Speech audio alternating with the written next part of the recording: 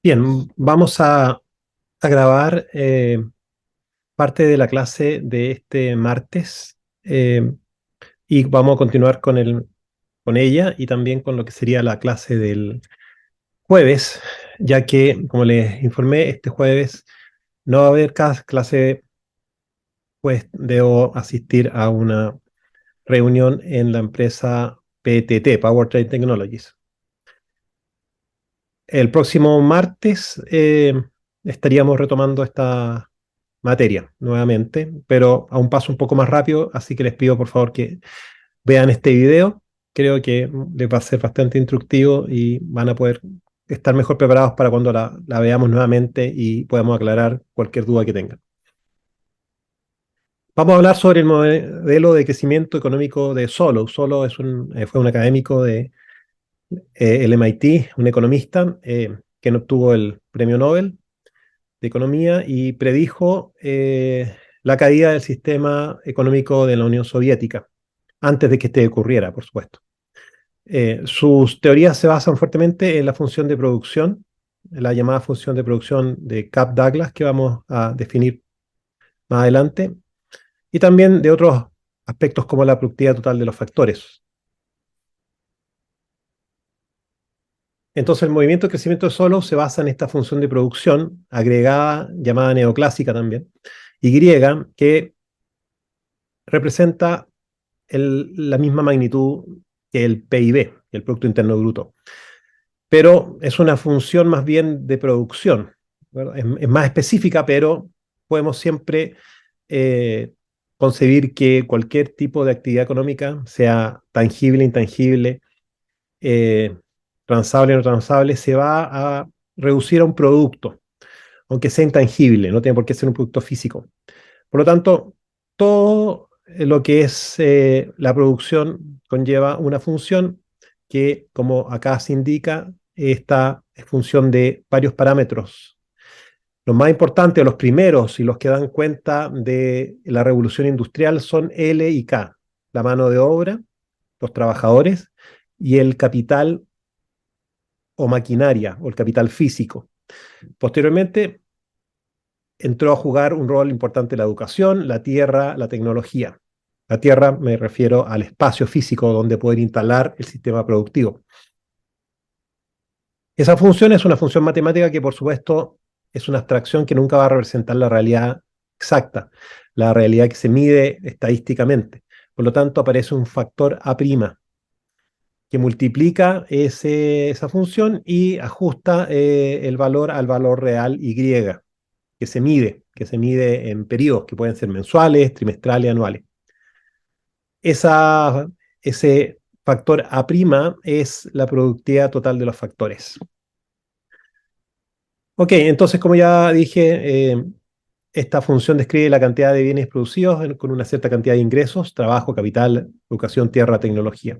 Para una cierta productividad total, A' o PTF, que sería entonces la productividad total de los factores LK y etcétera, también la educación, espacio, tierra, tecnología, etcétera. La función de trabajo y caso la más importante. La función de trabajo básicamente tiene algunos supuestos. Los individuos no se cuestionan trabajar, es decir, una oferta de trabajo inelástica. Van a trabajar a cualquier precio. ¿Okay? La participación total de la fuerza de trabajo posee desempleo nulo también. Todas las personas están trabajando. Son supuestos, por supuesto. La función de capital físico, el resultado de hoy se puede consumir o invertir. O sea, sumándolo al capital existente para producir más resultados. O sea, en otras palabras, lo que se vende y lo neto que queda de esa transacción se invierte nuevamente en infraestructura, sea máquinas, sea espacio, galpones, etcétera. Y tal vez aún más inversión y por lo tanto más capital, ¿de acuerdo? En el futuro. Ese no es lo supuesto. O sea, acá no hay ahorro, todo se invierte. O el ahorro que hay se invierte en capital físico. Entonces, la productividad se basa en el per cápita de la función Y, o sea, dividir la función Y por los trabajadores o la capacidad o la masa laboral. Y eso se le llama Y minúscula y también es una función, por supuesto, de K, de L. H generalmente es educación, es capital humano, ¿cierto? X es espacio, geografía, tierras, y T es tecnología. Un aumento en el capital físico por trabajador que a partir por L nunca reducirá la productividad. Por supuesto, cada vez que se invierte en tecnología para que los funcionarios, operarios puedan hacer su trabajo, debería al menos no reducirse la productividad, mantenerse o crecer. Sin embargo, debido a los rendimientos decrecientes que vamos a ver más adelante, en algún momento el aumento de la cantidad de capital físico por trabajador ya no produce una rentabilidad económica. En algún momento el aumento de la productividad es tan pequeño que no vale la pena el costo del capital físico adicional. Por lo tanto, no tiene sentido seguir adquiriendo más maquinaria porque con ese nivel de tecnología simplemente no va a haber un aumento que compense esa inversión. Hice ese ejemplo en la clase simplemente para recordarlo. Tal vez todos necesitamos un computador para estudiar, pero hablar de 2 o 3 o 4 no tiene sentido. O sea, un quinto computador realmente no creo que haga una diferencia. Acá pasa lo mismo. Una máquina, un torno para un operario va a ser muy útil. 2 tal vez, pero ya 3 estamos en el límite y 4 ya son muchas máquinas para una sola persona. Tengo que entonces aumentar L. Pero ahí estamos escalando el sistema. Si ya tenemos un L mayor, bueno, puedo poner más K. Van de la mano. Pero muchas veces L es fijo. La población trabajadora de un país es fija. No es algo que yo pueda cambiar a mi gusto. La desaceleración de la tasa de crecimiento de la productividad laboral en los Estados Unidos pasó de una tasa de crecimiento anual promedio del 3% en los años 60, que es cuando es el peak después de la Segunda Guerra Mundial de Estados Unidos en su capacidad productiva, de manufacturera, metalmecánica en particularmente, a menos del 1% en los años 80. En otras palabras, ha estado decreciendo en ese periodo, alcanzando una tasa muy baja en esa fecha. Esto a pesar de los rápidos progresos tecnológicos no permite explicar el fenómeno. ¿Por qué ocurrió esto? Siendo que han habido avances tecnológicos en ese periodo y posteriormente, sobre todo en ámbitos de informática, computación, automatización, etcétera. Pero es un hecho, hay una productividad que fue cayendo. Se puede explicar por muchos de los aspectos que hemos conversado, ¿cierto? Aspectos culturales, al aspecto de la estructura de los sindicatos de Estados Unidos en la región donde estaba fuertemente ubicada la manufactura metalmecánica, frente a la productividad de otros países como Japón y los tigres asiáticos, en ese mismo periodo, que empezaron a desarrollarse fuertemente, logrando productos más económicos, más atractivos, ¿cierto? Particularmente automóviles más pequeños, con menos consumo de combustible, etc. Las curvas de adopción de las nuevas tecnologías puede ser una explicación también, de que tal vez Estados Unidos se demoró en transferir la tecnología a sus plantas productivas, particularmente metalmecánicas, mientras que en otros países fueron más rápidos en hacerlo. Según la empresa McKinsey, ¿cierto? La principal fuente de mejora de la productividad de los Estados Unidos después de 1995 fue un aumento en la producción por trabajador en el comercio minorista, tiendas que venden mucho más mercadería por trabajador.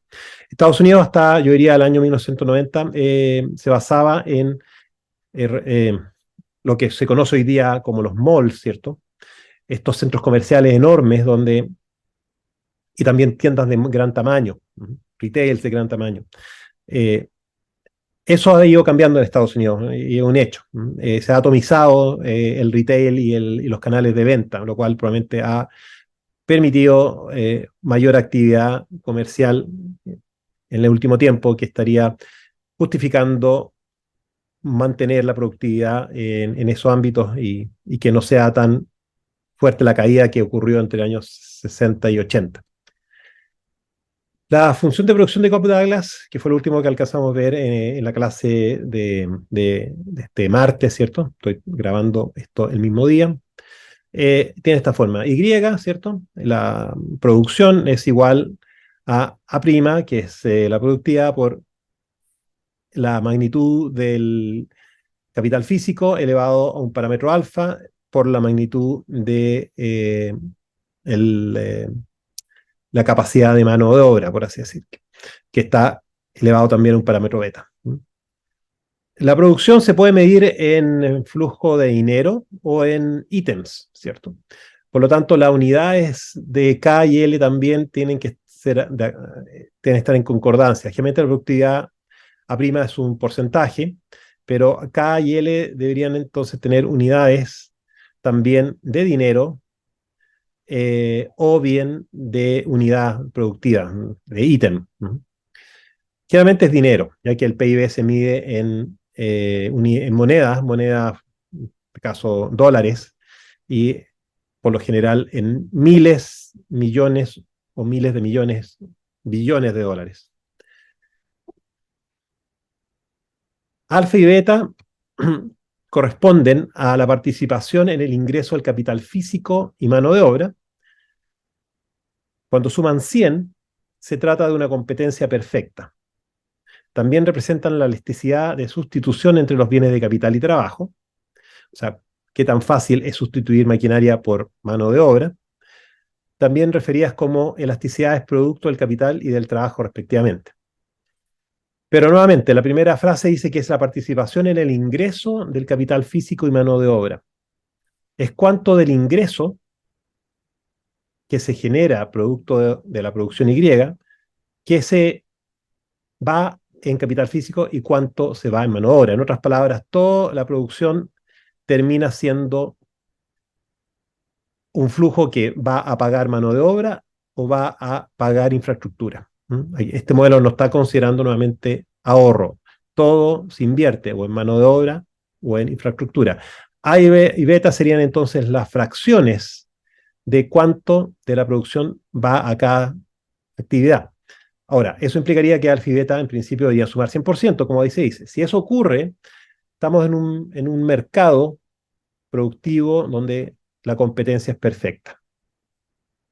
Si es mayor o menor, no sería perfecta, que es lo que suele suceder. Entonces, la producción Y corresponde a A' por K alfa por L a 1 menos alfa, ya que alfa y beta sumarían 100% en competencia perfecta y por lo tanto beta pasa a ser igual a 1 menos alfa. Si queremos ver ahora la producción per cápita, tomamos esa expresión y la dividimos por L, como ya habíamos dicho. Eso va a generar una expresión que tiene la forma A' por K elevado a alfa por L a menos alfa, ya que el 1 desaparece al dividir por L, lo cual se puede simplificar como A' K partido por L elevado a alfa. K partido por L sería entonces la cantidad de capital físico por trabajador. Así que en ese aspecto la producción per cápita tomaría una forma bastante compacta. Solamente saber queda en función de cuánta inversión se hace por trabajador en equipamiento, infraestructura, y eso va elevado a la fracción de la producción que se invierte en capital físico, K. Recuerden que A' es el número que hace que K partido por L elevado a alfa se iguale a Y minúscula. Entonces, la competencia perfecta es una estructura de mercado en la que se cumplen los siguientes criterios.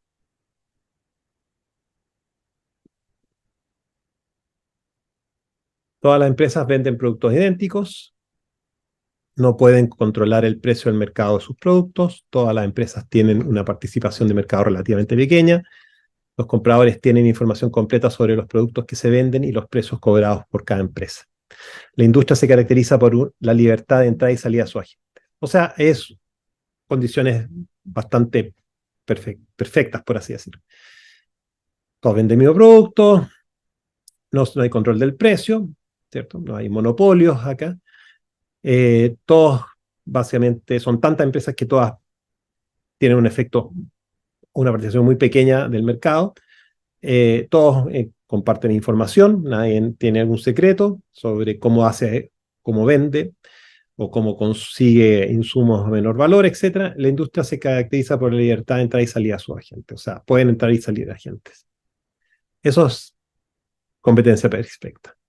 Ahora, la definición de participación de la mano de obra en el ingreso es la fracción del ingreso que obtiene una industria y que se paga a los trabajadores en forma de salarios, bonificaciones y otras compensaciones. La disminución de la proporción de la mano de obra en el PIB está actualmente muy extendida entre la industria y entre países. O sea, cada vez hay menos participación de mano de obra en la producción, sea tanto porque hay menos trabajadores o porque se les paga menos. Es muy probable que haya menos, ya que la automatización permite reemplazar personas y por lo tanto a estas menos personas se les paga más, pero en monto de dinero con respecto al monto total de producción, esa fracción ha ido cayendo, pensemos desde los años 50 en adelante. En los Estados Unidos, la participación de la mano de obra en el PIB ha disminuido desde el año 2000 en todas las principales industrias privadas, excepto en la construcción, aunque cerca de la mitad de la disminución es atribuible a la industria manufacturera. O sea, por supuesto, la construcción de edificios, carreteras, túneles, infraestructura en general requiere mucha mano de obra. Todavía no hemos llegado a un nivel de tecnología que permita robotizar la fabricación de edificios o casas. Así que es intensa en mano de obra. Pero en manufactura no es así. Además, para otras 22 economías desarrolladas, la proporción de la mano de obra del PIB cayó del 72%. O sea, decimos más o menos un 30%, un 70% de la producción es mano de obra, lo cual es bastante razonable. En el año 1980 cayó a 60% en el año 2005. Acá se ve una gráfica donde se observa esa caída desde el año, llamemos 1975 por ahí en Estados Unidos, y ya en 1970 en Europa o en los países desarrollados viene una caída fuerte, ¿cierto? Desde el año 50 hasta el año 70, 75 se mantiene, con oscilaciones, por supuesto, pero viene una caída muy fuerte en otros países a través del año 2012 hasta el año 2012 y también en los Estados Unidos. Básicamente está cayendo desde un promedio de un 66% en Estados Unidos a por bajo de 60%, y tal vez en Europa desde un 75% bajo 60, cercano a 55. O sea, caídas del orden de 10 a 20% de la participación de la producción con respecto a la mano de obra. En otras palabras, hay menos trabajadores o se le está pagando menos. Ahora, modelos más recientes de la función de Kapf-Douglas incorporan, como dijimos, factores como la educación, H, el terreno, el espacio físico X y la tecnología T. Cada uno con su respectivo exponente, tal que esos exponentes representan participaciones del ingreso, en el ingreso PIB del capital físico, mano de obra, espacio físico, capital humano y tecnología respectivamente. Vemos entonces que la producción per cápita Y, que es igual a Y mayúscula partido por L, en este caso quedaría como A' por K elevado a alfa, por L elevado a menos alfa, por X elevado a gamma, H elevado a delta y T elevado a epsilon. Vemos que el L está afectando básicamente al L de la ecuación original Y. Ese K elevado a alfa por L elevado a menos alfa puede perfectamente escribirse como K partido por alfa elevado a alfa. Vemos también que entre 1750 y 1990, ¿cierto? Cómo va aumentando el ingreso per cápita en países como Estados Unidos. Estados Unidos ya en 1750 deja ya su comienzo su independencia de Inglaterra, empieza a beneficiarse con la primera revolución industrial, la segunda, hasta los años 50, la tercera. Vemos el aumento exponencial que tiene Estados Unidos y lo siguen por debajo Japón, posguerra, por supuesto, 1950 en adelante, con una pendiente altísima hasta 1990. Lo sigue también los tigres asiáticos, que son los milagros de crecimiento. Claramente, México viene con un crecimiento más bajo, por supuesto, pero exponencial también hasta el año 1980, donde cae, probablemente por el efecto de China. Y China hasta el año 1990 no tenía mucho que decir en relación a su PIB per cápita, era muy bajo, menos de $2.000 de esa época, 2.000, $3.000 máximo.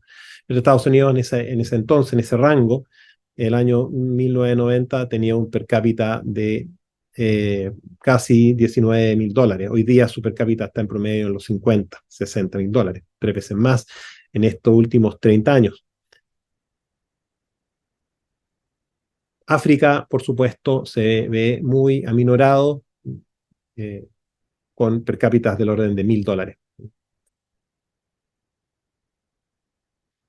Esta, esta slide presenta un aspecto interesante.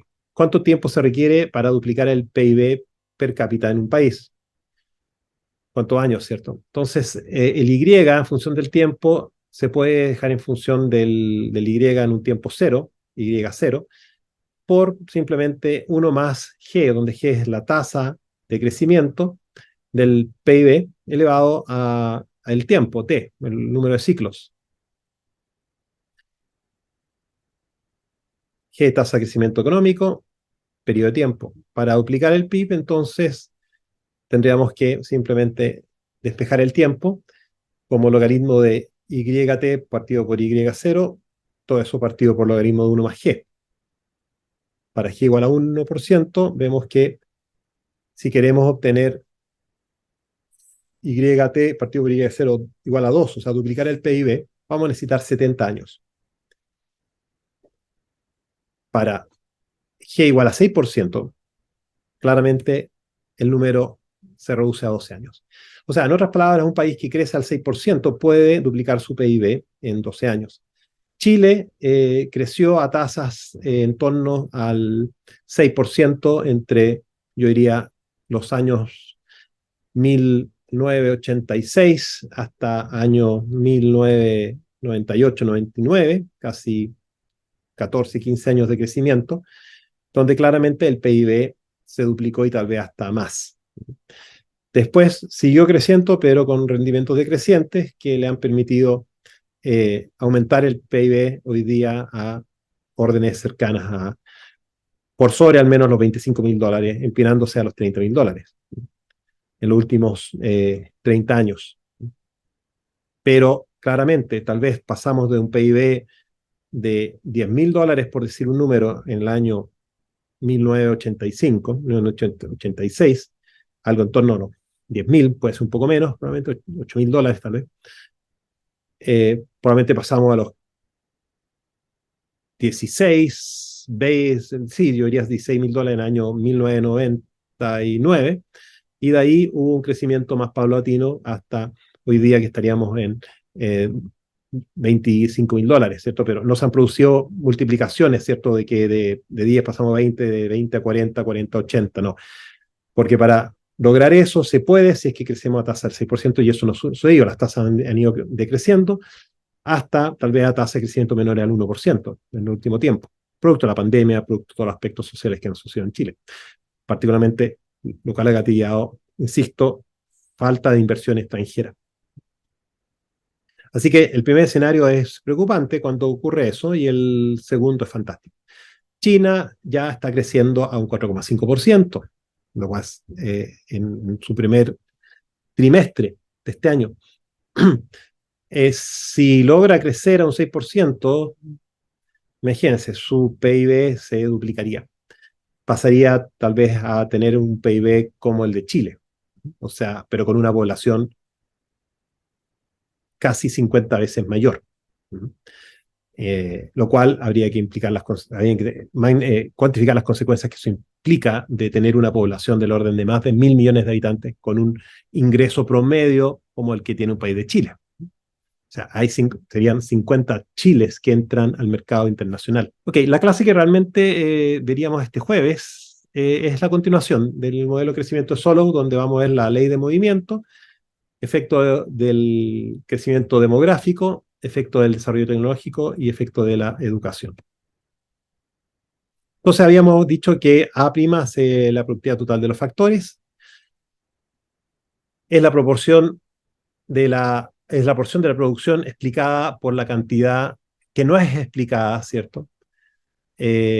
Por la cantidad de insumos utilizados en la producción. Su nivel está determinado por la eficiencia y la intensidad de insumos utilizados en la producción, según Cumming.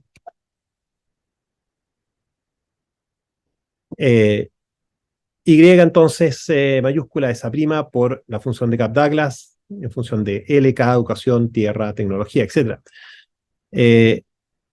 A', que es la PTF, productividad total de los factores, puede tomarse como una medida de la educación, cambio tecnológico, geografía también, cuán fértiles son las tierras, etc. Que no hayan desastres naturales, ¿cierto? Inundaciones, tornados, terremotos también. Eso afecta el crecimiento de un país en una etapa del proceso. Y ocurren a largo plazo, ¿cierto? Mientras que los ingresos KL son tangibles, la productividad total de los factores parece ser más intangible, ¿cierto? La educación no se ve, no se puede tocar, se puede tal vez percibir, pero no es tangible. La tecnología también puede ser difícil a veces verla como algo puramente tangible, ¿cierto? Por supuesto, un brazo robótico, una máquina avanzada, se puede ver, se puede observar, se puede manejar. Pero generalmente suelen ser más bien los factores de productividad son de tipo intangible, que sería el conocimiento, educación, y todo eso se refiere al capital humano y las ideas, la innovación, todo eso entra en esta función de producción, por supuesto. Y minúscula, el per cápita escala muy bien con A'. Entonces podemos ver que la productividad de los trabajadores, que sería el per cápita, va muy bien de la mano de A'. Entonces una buena manera de aproximarlo. Y la productividad de los trabajadores, ¿cierto? La productividad per cápita se puede medir porque simplemente dividir el PIB anual por el número total de trabajadores. Así que una forma de obtener la prima es básicamente a través de el dato de Y minúscula. Vemos que en el caso de Estados Unidos, del año 52, la productividad total de los factores estaba en torno a un 1% y se ha mantenido en torno a eso, ha tenido sus bajas cercanas a cero, pero después se recupera. Vemos que la productividad de los trabajadores, ¿cierto? Per cápita, está en torno a un 3%, como habíamos dicho, y ha bajado a un 1% y ha habido un repunte en un periodo corto entre el año 97 y el año 2005 aproximadamente. Y oscila, por supuesto. Entonces, la forma de Kapf-Douglas nuevamente tendría la expresión Y igual a K elevado a alfa por L elevado a 1 menos alfa, ya que alfa y beta suman 1 en competencia perfecta. Alfa es un factor entre 0 y 1. A' acá se consideró 1 para simplificar el análisis. Queremos saber un poco más de la función Y. Entonces, si uno aumenta K y L en un factor Z minúscula como factor de aumento, esa función obviamente, podríamos pensar que permite sacar el factor Z hacia afuera con un factor de escala. Entonces tiene esa propiedad de retornos constantes por escala. Amplifico K y L en Z, la producción aumenta en Z. También eso lo podemos ver claramente, sobre todo ya que alfa más beta igual a 1. Así que claramente ahí podemos ver que Z sale como factor común elevado a alfa y elevado a 1 menos alfa, y eso simplemente da un factor de Z externo. Así que tenemos esos retornos constantes por escala. También la otra propiedad son retorno marginal decreciente, que ya se ha mencionado. Con la primera máquina se produce mucho, ¿cierto? Un operario recibe un torno nuevo, puede hacer mucho, puede estar todo el día, sus 8 horas diarias trabajando y produciendo piezas. Si le pones un segundo torno, probablemente también logre aumentar la productividad, en el sentido que dejan dando una operación de torneado y se pueden a trabajar en otra. Pero eventualmente cuando tenemos una planta llena de máquinas, ¿cierto? Si le ponemos dos tornos adicionales, de manera que tiene 4 o 5, simplemente ya no va a poder dejar 5 sistemas en paralelo funcionando. No, no le van a dar las manos simplemente. Y por lo tanto, debe ser operado ese conjunto de máquinas por más operadores, ¿cierto? Y no solamente uno. Por lo tanto, ahí, si amplificamos K, hay que amplificar Z, L, perdón, a través de un factor Z. Pero sabemos que aún así vamos a tener que una cienava máquina solo obstaculiza la planta y su aporte en la producción es marginalmente tendiéndose. Esto es muy interesante porque esto se conecta un poco con la meta, en el sentido de que, claro, en la meta, cuando encontramos la máquina con cuello de botella, queremos, ojalá, poner otra máquina en paralelo con ella para que así su capacidad productiva aumente y el cuello desaparezca. Pero si ponemos otras máquinas, simplemente no vamos a tener mayor utilización, porque por el cuello pasa una cierta cantidad de demanda que, aunque pongamos más máquinas, van a estar sin utilizar. Entonces, también por ese lado podríamos ver el efecto del rendimiento decreciente. Así que, básicamente, la cienada máquina solo obstaculiza la planta y soporte en la producción es marginal, tendiendo a cero. Ahora, producción por trabajador per cápita. Sabemos que dividimos Y mayúscula por L y obtenemos Y minúscula, que lo denominamos como F minúscula en función de K, donde K minúscula pasa a ser entonces simplemente la fracción K partido por L, y F minúscula entonces es simplemente K minúscula elevado a alfa, como ya lo habíamos mostrado anteriormente. Entonces tenemos la expresión de Kapf-Douglas, y si graficamos su forma, va a tener una forma de rendimiento decreciente, parecía una raíz, ¿cierto? Ya que es una función exponencial con un alfa menor que 1. Acá estamos fijando L, estamos graficando solamente en función de K, y esa curva va a tener una curvatura negativa, como se observa. Su pendiente va cambiando, va aminorándose o poniéndose más horizontal, dando cuenta del efecto del rendimiento decreciente. Entonces, hay rendimiento decreciente, hay una curvatura negativa, y sabemos que para K1 tenemos una producción de Y1, para K2 una producción de Y2, para K3 una producción de Y3. La brecha o la diferencia entre 1 y 2 es bastante mayor que la que hay entre 2 y 3, lo cual da cuenta del rendimiento decreciente. Las propiedades que tiene F función de KL son de que entonces la pendiente va cayendo, de F a de K va cayendo a medida que aumentamos K, y la segunda derivada o la curvatura es negativa,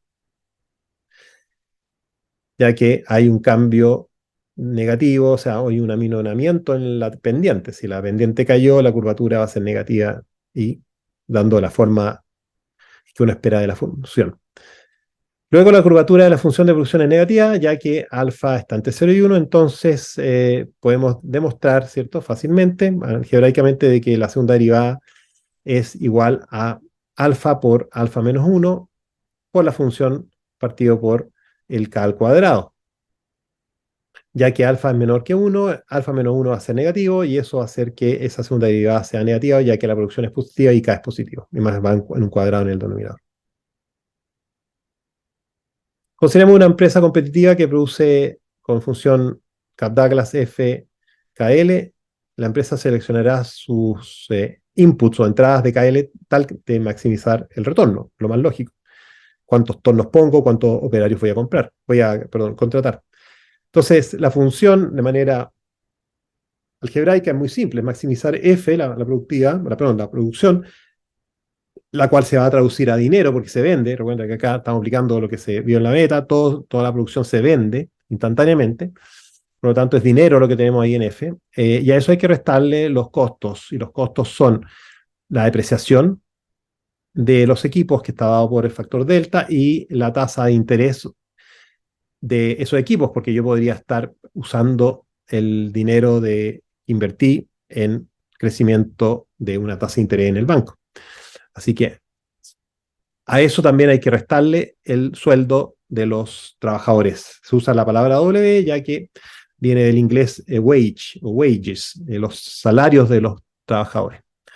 Entonces, básicamente queremos maximizar esa diferencia para tener el mayor retorno. Si bien habíamos dicho que, en estricto rigor, toda la producción se debería ir en máquina y trabajadores, reinvertir, por así decirlo. Pero siempre las empresas buscan ganancia. K y L tienen que ser positivos. Entonces, R, nuevamente la tasa de interés de stock de capital, es el costo alternativo de tener el dinero en la máquina y no en el banco. Delta es la tasa de depreciación de la máquina, el envejecimiento, la corrosión, todos los aspectos mecánicos que ustedes conocen, el desgaste, la fricción, obsolescencia, muchos factores de ese estilo que van en un parámetro. Y W, el salario de los trabajadores. Entonces, ¿hasta cuánto stock de capital y trabajo empleará la empresa? La respuesta simplemente es que empleará stock de capital y trabajo hasta el punto en que el aumento marginal en los ingresos por producción igualen al aumento marginal de los costos. Cuando se igualen los deltas o las derivadas de F y del otro término, entonces vamos a tener el equilibrio. O sea, en otras palabras, la derivada de F KL con respecto de K tiene que igualarse a la derivada con respecto a K, que simplemente va a hacer que nos quede el factor R más delta, ya que L no es función de K, por lo tanto desaparece ese término, pero también derivamos con respecto a L y nos va a dar W.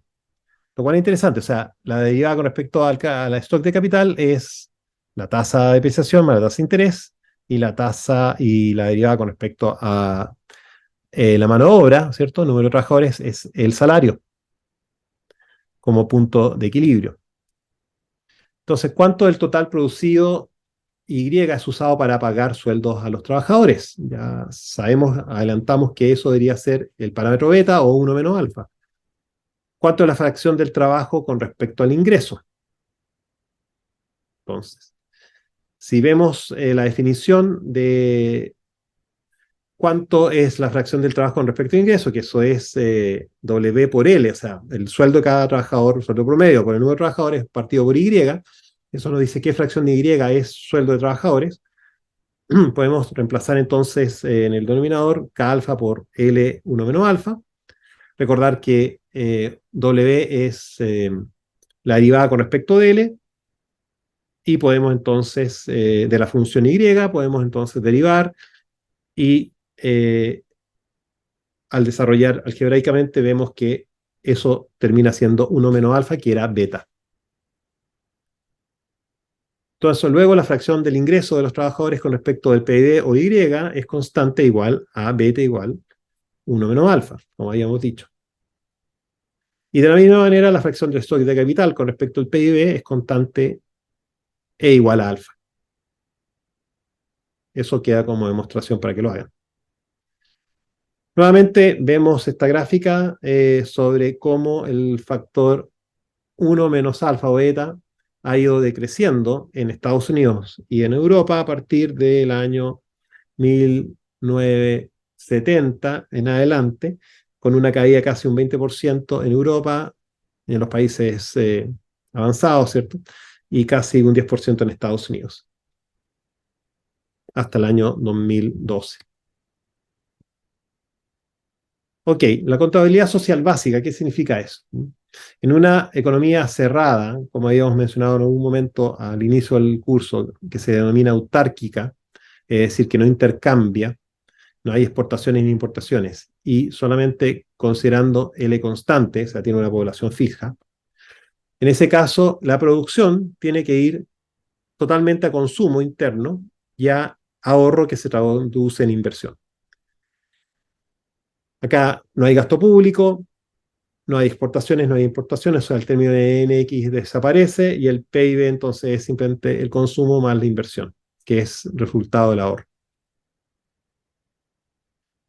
El stock de capital físico, o sea, la máquina, infraestructura, no residencial, equipos de transporte, evoluciona según una ley de movimiento que propuso Solow, el profesor de MIT, que dice algo que es bastante lógico. Dice que el aumento en el stock de capital entre un periodo T más 1 y un periodo anterior T va a ser igual a lo que se produjo como inversión después del consumo, ¿cierto?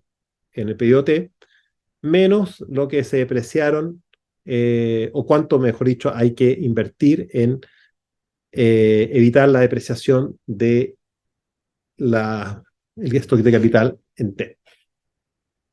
Recuerden que en una economía que es autárquica, que no exporta ni importa, que no hay gasto público, que la población es constante, tenemos que, primero hay que sobrevivir, hay que consumir, tanto para vivir como para producir. Lo que sobra es ahorro que se va en inversión.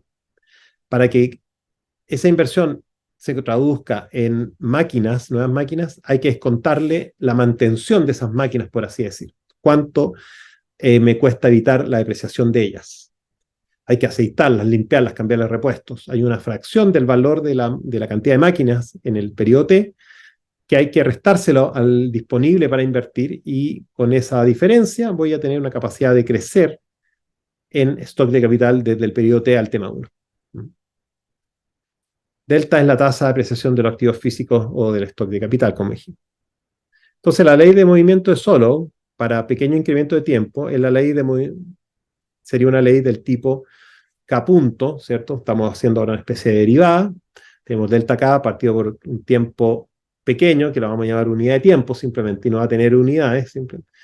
Ese K punto sería entonces I menos delta K partido por la unidad de tiempo. Por lo tanto, simplemente K punto es igual a I menos delta K. Y se asume un comportamiento simple de una tasa de ahorro constante S, eso es lo que se ahorra, tal que el consumo va a corresponder simplemente a 1 menos S por Y. De la ecuación anterior, si Y latina, si en inversión se convierte en S por Y, o sea, una fracción del PIB que se ahorra, despejamos y tenemos que el consumo es 1 menos S por Y. Y para una economía cerrada, donde no hay exportaciones ni importaciones, o sea, autárquica, simplemente ahí la inversión es S por Y. Gráficamente, podemos ver que la función de Kapf-Douglas, con L constante, tiene esta forma, con un rendimiento decreciente con respecto a K. O sea, cada nuevo unidad de dinero que se invierte en maquinaria, en infraestructura, va teniendo un rendimiento cada vez más decreciente. Tiene un crecimiento competente muy pronunciado al principio, pero ya cuando se sobreinvierte, va teniendo rendimiento decreciente. O sea, porque el espacio es pequeño, porque no hay suficientes trabajadores, cada vez es constante. No podemos aumentar el número de trabajadores. Sabemos que la inversión es una fracción de Y es la curva Kapf-Douglas, por lo tanto, es una curva básicamente idéntica, pero disminuida por una fracción menor que 1. Y por otro lado, tenemos que la inversión en mantención o inversión para evitar la depreciación es una línea recta que depende de K. Es una proporción de K, es delta K, es una fracción de K. Entonces, cuando graficamos delta K con respecto a SY, vemos que hay un punto de corte. Ese punto de corte nos delimita una zona inicial hacia la izquierda donde hay aumento de capital físico. O sea, podemos comprar capital físico porque la depreciación no es tan grande todavía. O sea, nos permite dejar una cantidad de dinero para poder aumentar el capital físico, pero va a llegar a un punto en la intersección en donde se igualan, y si yo sigo aumentando el capital físico, voy a gastar más en depreciación y no voy a poder invertir.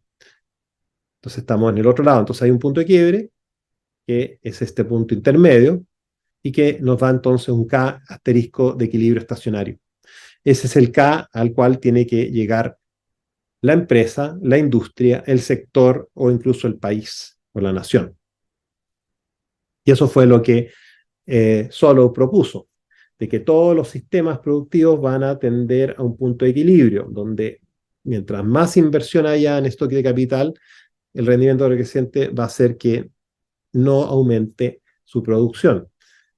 Entonces, todo sistema alcanza un punto de equilibrio. Entonces, la única manera de poder aumentar el equilibrio es simplemente cambiándose de curva Y o de Kapf-Douglas para lo cual los factores que nos permiten hacer eso son factores que no están incorporados acá explícitamente, que sería el factor H, el factor X, el factor T, etc. La tecnología, la educación, el tener buena geografía, ¿cierto? Tierras fértiles, que no hayan desastres naturales, ¿cierto?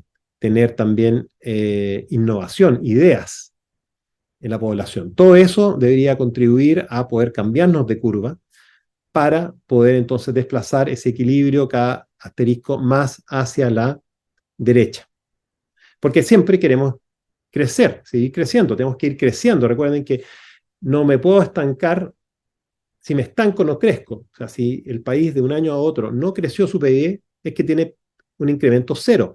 Y la única manera de duplicarlo, de poder pasar de un PIB, en el caso de Chile, de 300 billones a 600, es crecer a un 6% por 12 años. O sea, en otras palabras, el primer año estamos en 300, al año segundo tenemos que haber crecido un 6%, o sea, el PIB tiene que haber aumentado por lo menos 36 billones de dólares. Y al segundo año otros 36 y algo, y así, para que luego de 12 años lleguemos a 600. ¿Se fijan? Entonces lo natural es que los países, las economías van a tender a crecer. Hay que crecer, si no me estanco. El profesor Oscar Landreche mostró en su gráfica, el país ha ido decreciendo, o sea, ha ido estancando, porque su tasa de crecimiento partió en un 7%, en un periodo tal vez de 10 años, se mantuvo entre un 5, un 6, un 7%, año, cualquier cosa entre el año 86 hasta el año 96, 98, y de ahí fue decreciendo. Con algunos pics y otras caídas, pero en promedio fue bajando, bajando, y tal vez hoy día nos estamos encontrando con crecimiento. Incluso se habla en las noticias, 0% de crecimiento para este año. Ok, entonces lo natural es ir aumentando, es ir viendo que K se vaya desplazando a la derecha, y para eso solamente se logra con un aumento con aumento de tecnología para que la curva se desplace. Ese aumento de tecnología va de la mano de mayor educación para dominar la tecnología, sea tanto para desarrollarla como para manejarla. También de que no ocurran eventos catastróficos, desastres naturales que puedan retroceder el crecimiento. Y también, obviamente, la generación de ideas, de innovación, para poder crear nueva tecnología. Pero sabemos que son efectos de largo plazo, no son instantáneos. Pero tienen que estar funcionando. Si no funciona, se estanca. Y probablemente uno de los motivos que ha crecido Chile es que en estos últimos 20 años nuestra capacidad de educación no ha sido la óptima. Hemos transferido tecnología, pero no hemos desarrollado tecnología. Y tal vez al transferir tecnología tampoco hemos sabido aplicarla adecuadamente. Y la generación de ideas, siempre que se ha puesto mucho énfasis en ideas, van a tardar tiempo, no son inmediatas. Pero los innovadores de hoy día van a recién ver luces de crecimiento en 5, 10 años más. Entonces hay un desfase, y todo esta auge de la innovación no tiene más de 10 años en Chile. 20 a lo más, pero relativamente en los últimos 10 años, donde ha venido toda esta maquinaria, y ejemplos son nuestro centro de innovación, que se fundó o se construyó aproximadamente en el año 2010-2012. Entonces, tenemos que ver qué va a pasar después de estos años. ¿Dio efecto la innovación? ¿Hay más ideas, más tecnología? Ese es el mensaje para los innovadores, ¿cierto? Y hay innovadores en el curso, ese es el mensaje para ellos. ¿Okay? Pero una apuesta que hay que tenerla, y esperemos que así suceda. Ok, con esto damos ya término a lo que habría sido la clase del jueves. Vean este video, ojalá que lo vean, porque así ya para la clase del próximo martes, esto lo podemos ver más rápidamente. Vamos derecho al grano para no atrasarnos. Estamos bien, yo creo, en el cronograma del curso, pero próxima semana también vamos a tener el jueves 25 la presentación del grupo, así que ahí tampoco no vamos a tener clase técnicamente, vamos a tener que los grupos pasen adelante, presenten el grupo, presenten la tecnología de impresión 3D que eligieron, muestren lo que han podido encontrar en términos de referencia, ojalá enumeren los papers, los títulos de los papers que han podido encontrar, o libros, o artículos, o páginas web donde hayan datos de propiedades de los materiales que son resultado de la impresión 3D en la tecnología que hayan elegido. Yo les di a cada grupo dos tecnologías, tienen que elegir una. También a la par va a mostrar qué regresores de Machine Learning, ¿cierto? Aprendizaje máquina, van a utilizar tentativamente. Puede ser que después cambien la opción, puede ser que digan, no, no vamos a usar un Random Forest, vamos a usar un Multilayer Perceptron, ¿ya? O en vez de un Particle Swarm, vamos a ocupar una técnica gaussiana, etc. ¿Ok? Así que eso, muchachos, me despido y es que este video sea productivo y interesante para entender cómo se puede modelar algo muy complejo, que es una sociedad económica con muchos actores, en algo matemáticamente simple, y eso es en cierta forma, el gran aporte de Solow, y por eso mereció el premio Nobel en economía. Eso, me despido entonces.